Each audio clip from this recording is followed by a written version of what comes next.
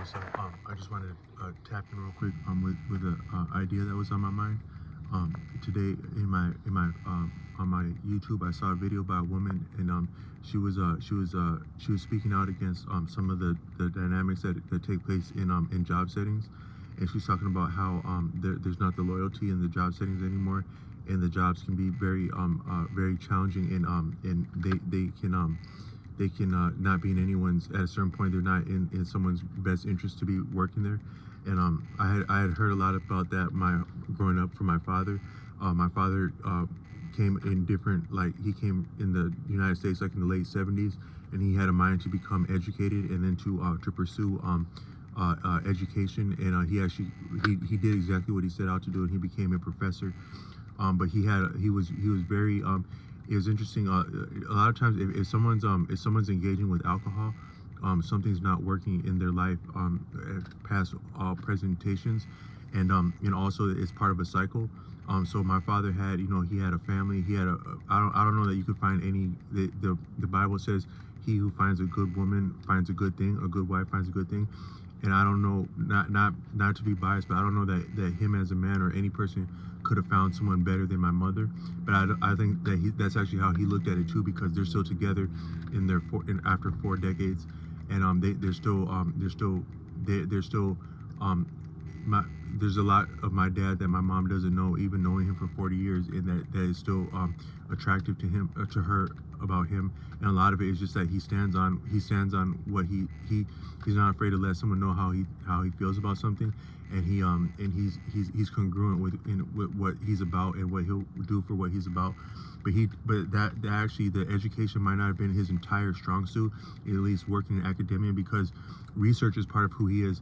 Painstaking, meticulous detail to what he's interested in, above and beyond what anyone has to say about it, is who he is. Like, one time he had a problem with he had purchased like a scooter, and there was like some problem with the scooter. Like, I'm not sure if there was like a lock that got stuck on there, but he was like, it needed to get taken off by a professional, and they wanted to charge him $100.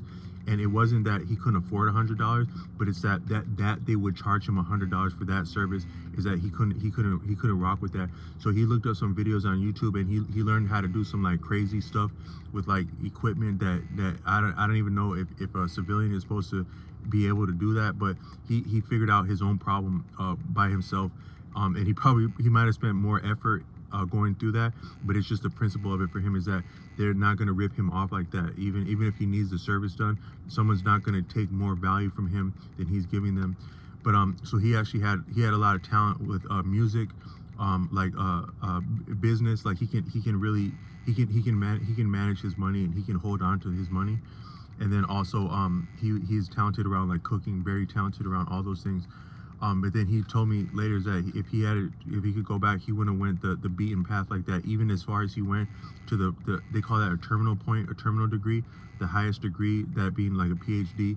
And then he's published some books with that. He's done research for like some initiatives around serious diseases in Africa. And then also he's looked into reparations for 2 groups that one of which we're a part of, that suffered a order of genocide from the nation of Germany at the early like 1904 to 1908, the war in Southwest Africa, and the order of genocide that was headed up by, I think, General von Trotha. My father worked on that. But all I meant to say is that he made me aware that the beaten path is not necessarily in anyone's best interest. And I saw some of the dynamics that he experienced of racism, frankly speaking, within academia when I was growing up, where he was given like a heavy court. He was given the work of his other professors, of his colleagues, to handle their teaching, and the grading that would come with that, and the reviewing of papers, and then his own coursework. And then he was also expected to travel to conferences, but sometimes he couldn't get the respect of even his students. So where he's actually a PhD and a professor, you can't land a job as a professor. But that's not I don't look at a person who's an adult as stronger or better than a young person just because of age. But that's not child's play to to land a PhD and land a job at a private school in a well-to-do area of the Midwest as a professor, coming out the gate. That's not child's play what he did there. But yet some of the students, they wouldn't take him seriously based on his accent and his appearance. But so I knew that a lot of jobs aren't in someone's best interest. But then I came up against a lot of that where I had stable jobs at different times. I had one job as a clerk as a pharmacy in the second half of the first 10 years of the 2000s, the aughts or knots, 2000 to 2010. The second half of that, I was stable in a pharmacy, and I had or as a clerk at a mom and pop store that was a little bit antiquated or anachronistic, meaning that it's like past its time of being like in sway. And then we got bought out by I don't know if I want to say we, like I'm a part of the, but the store got bought out by one of your big killer pharmacy pushers. And then I had a job after that for about 5 or 6 years as a PCA and homemaker, where I traveled to different disabled people's homes in the community of all ages and development levels.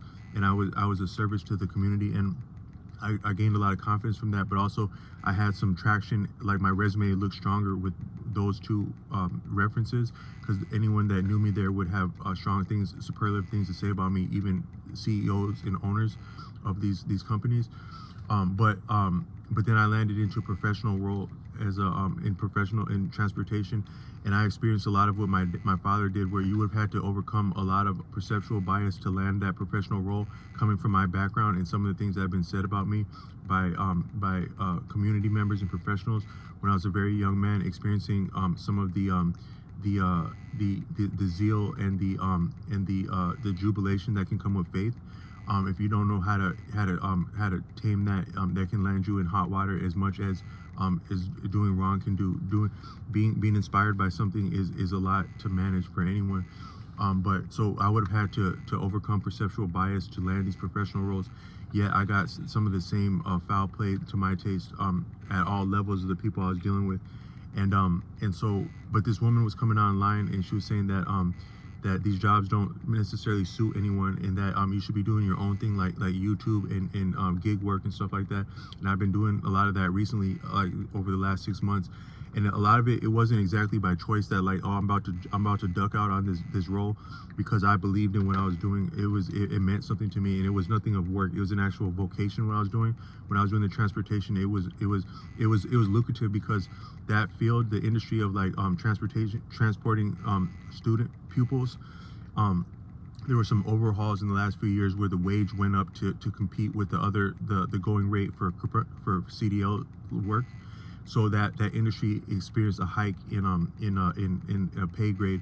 But actually, if you're not versed in like finance, a hike in pay grade can actually do you a disservice, because you just increase the finance, but you don't understand the cycles of finance that you're involved in. So it's easy to get under some bad weather if you don't know what you're doing, even though you have a hike in pay grade.